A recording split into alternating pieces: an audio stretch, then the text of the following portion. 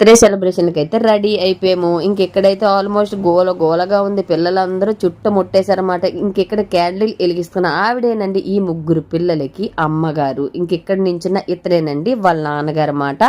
ఇంకెక్కడైతే మాత్రం చూసారు కదా, ప్రతి ఒక్కటి చూసారు కదా, ఇందాక తెచ్చిన కిట్లోనైతే ఇవే ఉన్నాయండి. వాళ్ళకి కావాల్సిన డ్రింక్స్, స్నాక్స్, పిజ్జా అన్ని తీసుకొచ్చారన్నమాట.